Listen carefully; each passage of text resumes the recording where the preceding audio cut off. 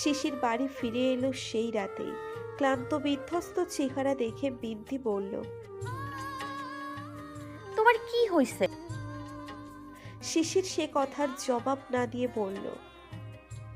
তুমি আমার ফোন ধরছিলে না কেন? বিন্তি ভারী অবাক হলো। শিশির কেমন অন্যরকম গলায় কথাই বলছে। বিন্তি বলল। আমি তো ঘুমোচ্ছিলাম, ফোন সাইলেন্ট ছিল। কি হয়েছে শিশির? যার বিয়েতে গিয়েছিলাম তার বিয়েটা হয়নি বিন্তি। বিন্তি অবাক গলায় জিজ্ঞেস করল। কেন? শিশির সবটা খুলে বলল। বিন্তি মন খারাপ করা গলায় বলল। এটাই ভাগ্য শিশির। তুমি সেদিন বলেছিলে না যে কাল কি হবে আমরা কেউ জানি না, ব্যাপারটা তাই। শিশির উদাস গলায় বলল। কি সুন্দর হাসি খুশি বাড়িটা এক মুহূর্তেই কেমন হয়ে গেল। মেয়েটা কত স্বপ্ন দেখেছিল। বিয়ে নিয়ে সবার স্বপ্নই রঙিন থাকে, দুর্ভাগাদের স্বপ্নগুলো সাদা কালো হয়ে যায়। শিশির গভীর চোখে তাকালো বিন্তির দিকে। বিন্তি মৃদু হেসে বলল। আমি আমার কথা বলছি না। শিশির গভীর গলায় বলল। আমি আজ সারাদিন তোমার কথা ভেবেছি। বিন্তি হাসলো আর বলল। তোমার ঘুম দরকার শিশির, একটু ঘুমিয়ে নাও। আজ আমার আর ঘুম হবে না। বিন্তি শিশিরের কাছে গিয়ে মাথাটা নিচের কোলে টেনে শুইয়ে দিয়ে বলল। আমি মাথায় হাত বুলিয়ে দিচ্ছি। শিশির বিনা বাক্য শুয়ে রইল। বিন্তি চুলে বিলি কেটে দিচ্ছে। শিশির চোখ বন্ধ করলো। কিছু সময় চুপ করে থেকে বিন্তি বলল। জীবন কারোর জন্য থেমে থাকে না শিশির। যে মেয়েটার জন্য তুমি কষ্ট পাচ্ছ ওর জীবনও থেমে থাকবে না। কিছুদিন কষ্ট পেলেও এরপর স্বাভাবিক হয়ে যাবে, বাধ্য হয়ে স্বাভাবিক হবে। এটাই সময়ের নিয়ম। সময় সব ক্ষত ভুলিয়ে দেয়। ক্ষতের দাগটা হয়তো থেকে যায়, কিন্তু ব্যথাটা এক সময় না এক সময় মুছে যাবেই। কষ্ট পেও না। শিশির দীর্ঘশ্বাস ফেলে বলল। আমি আজ তোমার কষ্টটা বুঝতে পেরেছি বিন্তি। বিয়ে নিয়ে তোমাকে যা তা বলেছি, তুমি আমাকে ক্ষমা করে দিও। আমার কোনো কষ্ট নেই শিশির।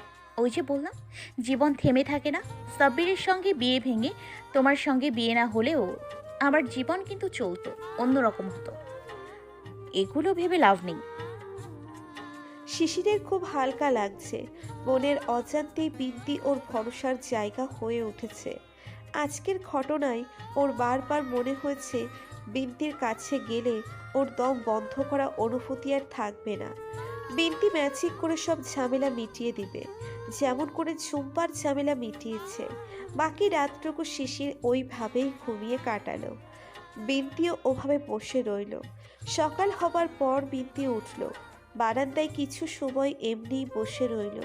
তারপর উঠে গিয়ে ডায়েরিটা হাতে নিল। সেখানে গোটা গোটা অক্ষরে লিখল।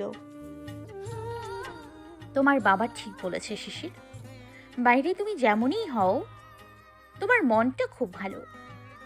জীবন আমাকে কোথায় নিয়ে যাবে জানি না, তবে আমি চাইবো এক জীবনে তুমি এমনই থাকো। শিশিরের খুব জ্বর কয়েকদিন ধরে। বিন্তি সারাক্ষণই ওর সঙ্গে লেগে আছে। এমনকি মাঝরাতেও শিশিরের ঘুম ভাঙলে দেখে বিন্তি জেগে আছে। অসুখের সময় শিশিরের মাকে লাগে, কিন্তু এবার শিরিন বাড়িতে নেই। গ্রামের বাড়িতে ওদের এক আত্মীয় মারা গেছে, তাই সেখানে যেতে হয়েছে। বিন্তি সুন্দরভাবে সবটা সামলে নিচ্ছে, এমনকি শিশিরের জন্য আলাদা করে রান্নাও করছে। বাড়িতে তুষারও নেই, ইউনিভার্সিটি থেকে ক্যাম্পে গেছে, তাই না চাইতেও দুজনের সময় কাটছে একসঙ্গে। 3-4 দিন পর শিশির একটু সুস্থ হলো। দুপুরের দিকে জ্বরটা পুরোপুরি নেমে গেছে। বিন্তিকে জিজ্ঞেস করলো। তুমি খেয়েছো? না, কেন? তুমি না খেয়ে বসে আছো কেন? একা একা খেতে ভালো লাগে না, তাই বসিনি খেতে, পরে খেয়ে নিব। শিশির এক প্রকার জোর করে বিন্তিকে খেতে বসালো। নিজ হাতে প্লেটে খাবার তুলে দিল। শিশিরের পাগলামি বিন্তিরও ভালোই লাগলো। খেতে খেতে বলল, তুমি তো কেয়ারিং হাজবেন্ডের ভূমিকা পালন করছো। তুমিও তো এই কদিন খুব কেয়ারিং বউ ছিলে। আমি এমনই কেয়ারিং। তোমার ঘরদোর জামা কাপড় কিন্তু গুছিয়ে রাখি, কিন্তু তুমি কেমন যেন পাল্টে গেছো। শিশির কিছু বলল না। পাল্টে গেছে সেটা শিশির নিজেও জানে, কেন পাল্টেছে সেটা জানে না। বিন্তি হঠাৎ বলল, তুমি কি আমার প্রেমে পড়েছো শিশির? শিশিরের মুখের রংটা পাল্টে গেল। কপট রাগ দেখিয়ে বলল, টিপিক্যাল মেয়েদের মতো কথা বলো না। টিপিক্যাল মেয়েরা কি বলে? যাদের প্রোফাইল পিকে লাভ রিয়েক্ট দিলে ভাবে ছেলেরা প্রেমের জন্য মরে যাচ্ছে, তাদের মতো কথা বলছো তুমি। বিন্তি হেসে ফেলল, বলল, তোমাকে রাগাতে কিন্তু আমার খুব ভালো লাগে। শিশির কপট রাগ নিয়ে বসে রইল। মনে হাজারো দ্বিধা দ্বন্দ্ব। কেন যেন নিজের গলার টোন নিজেরই অচেনা লাগছে। বিন্তি যখন জিজ্ঞেস করলো প্রেমে পড়েছে কি না, তখন না বলতে গিয়েও থেমে গেল। শিরিন ফিরল আরও কয়েকদিন পর। সঙ্গে একজন আপদ নিয়ে ফিরল, শিশিরের বড় খালা ফিরোজাকে। এই খালাকে শিশির মোটেও পছন্দ করে না। ভদ্র মহিলা এসে এমন ভাব করেন যে শিশিরদের দুই ভাইকে সে খুব ভালোবাসে, কিন্তু শিশিরের কাছে মনে হয় সবটাই মেকি। উনি এক এক সময় আসেন আর এ নিয়ে বিনিয়ে নানান সমস্যার কথা তুলে শিশিরের বাবার কাছে টাকা চান। সেই কারণেও শিশিরের অপছন্দ। শিশিরের বিয়ের খবর শুনে এসেছেন এবার। আসার পরপরই বিন্তিকে প্রশ্ন বাণে জর্জরিত করে ফেলল। এমনকি তার মুখের অভিব্যক্তি দেখেও বোঝা গেল বিন্তিকে তার পছন্দ হয়নি। সন্ধ্যাবেলা শিশিরকে চা বানাতে দেখে বলল, তুই এসব কেন করিস? ওই মেয়ের দিয়া করা। শিরিন বলল, এসব তো আমিই করি, ওকে দিয়ে করাবো কেন? এইটুকু কাজ আমিই করি। কেন করবি? পোলার বউ পায়ের উপর পা তুইলা বৈশাখ খাইব আর তুই বান্দিগিরি করবি? এইটা কোনো কথা? শিরিন বোনের কথায় পাত্তা দিল না। দিন দুয়েক যেতে না যেতেই ভদ্রমহিলা বিন্তির সবকিছুতে ভুল খুঁজতে লাগলেন। শিশির সবটা খেয়াল করলো। বিন্তির উপর খুব রাগও হলো। এমনিতেই ফটর ফটর করতে পারে, অথচ ওনাকে কিছু বলছেই না। একদিন বিকালে বিন্তি জানালো যে ওর মাথা ব্যথা করছে। সারা বিকেলটাই ঘুমিয়ে কাটালো। সন্ধ্যাবেলা চা খেতেও এলো না। ভদ্রমহিলা তখন রসিয়ে রসিয়ে বলতে শুরু করলেন, সবই ভান। আমরা পেটে পোলাপান নিয়ে ধান সেদ্ধও করছি, আর এরা একটু মাথা ব্যথা নিয়ে যা করে। কেউ কোনো কথা বলল না। শিশির মায়ের দিকে তাকালো। সে নির্লিপ্ত ভঙ্গিতে চা খেতে ব্যস্ত। ভদ্রমহিলা আবারও বললেন, নবাবের বেটি এখনই এই দশা, এরপর তো পায়ের উপর পা তুলা খাবে। শিরিন বলল, থামো আপা, বাচ্চা মেয়েটাকে নিয়ে এত কিছু কেন বলছো? দেখলাম তো এই কয়দিন খালি খায় আর ঘুমায়, কোনো কাজের না। আমার ঘরে সব কাজ তো বুয়াই করে, ও কেন করতে যাবে? হ, তোগো বাসায় এই জন্য আসতে মন চায় না। বুয়া রান্না খাওয়া লাগে। এইসব বেডিরা ডান হাত বাম হাত মিলায় রান্ধে, আর এই মাইয়া তো বিয়াদব। খালা শাশুড়ি আসছে, তারে কিছু রান্না পর্যন্ত খাওয়াইলো না। বাপ মায়ে এই শিক্ষা দিছে, লেখাপড়া ছাড়া আর কিছুই শিখায় নাই। শিরিন কিছু বলার আগেই শিশির ভয়ঙ্কর বিস্ফোরণ ঘটালো।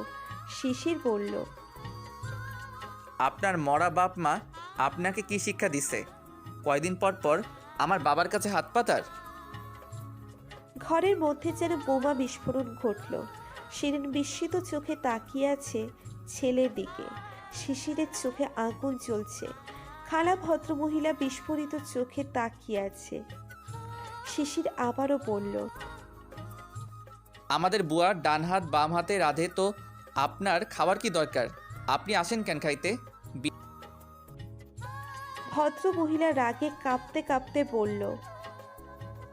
তুই কি কইলি? শিরিন বলল,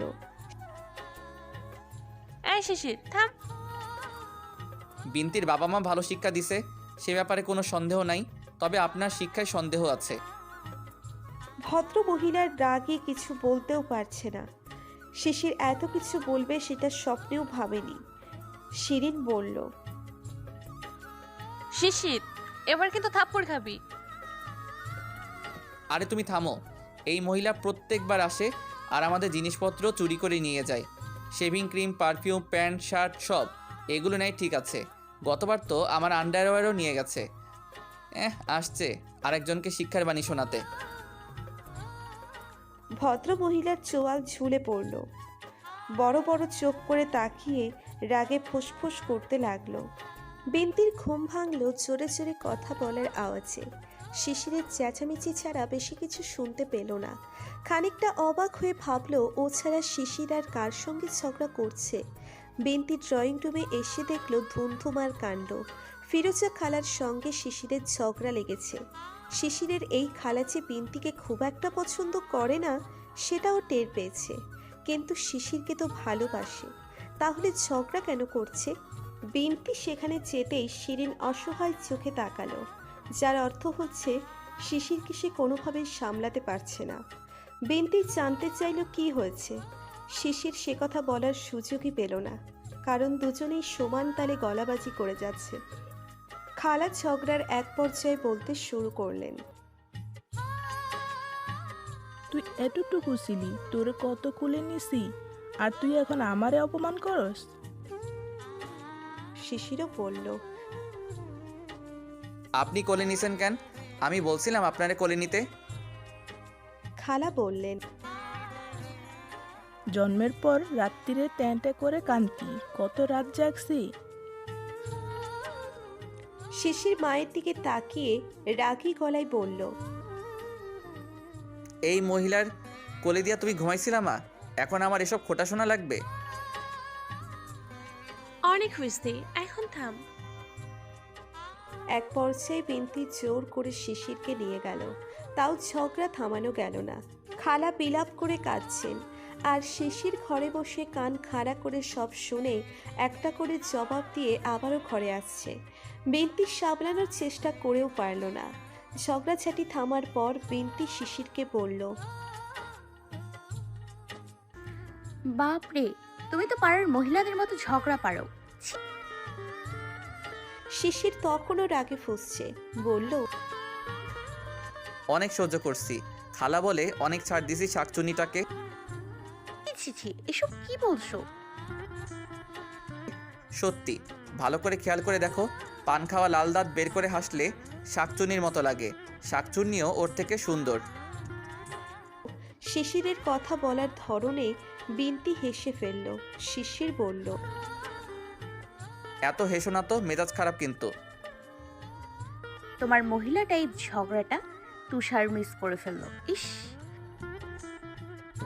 শিশির রাগী গলায় বলল, তুমি এই মুহূর্তেও আমার সঙ্গে ফাইজলামির মোডে আছো? আমার মেজাজ কিন্তু খুব খারাপ। একটা ঘুষি মেরে কিন্তু তোমার নাক মুখ ভচকে দেব।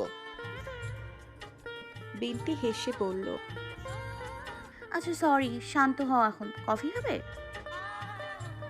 শিশির বিড়বিড় করে বলল,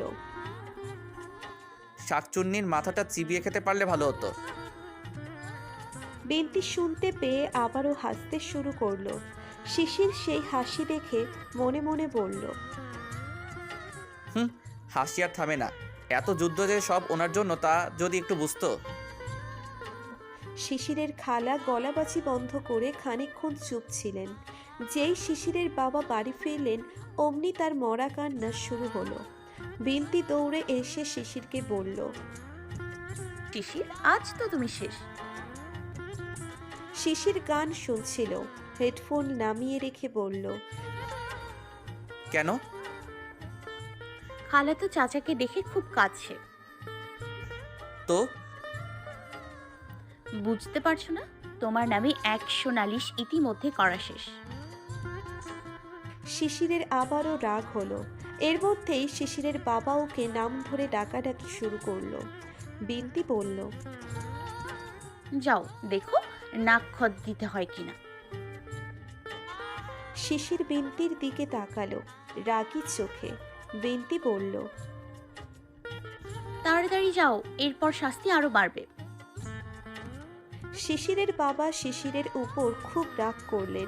খালা এনিয়ে বেনিয়ে কেটে কেটে অনেক নালিশ করলেন। শিশির চুপচাপ হজম করলো। বাবার নির্দেশ মতো খালার কাছে মাপ চেয়ে ঘরে এলো। ঘরে আসতেই বিনতে জিজ্ঞেস করলো,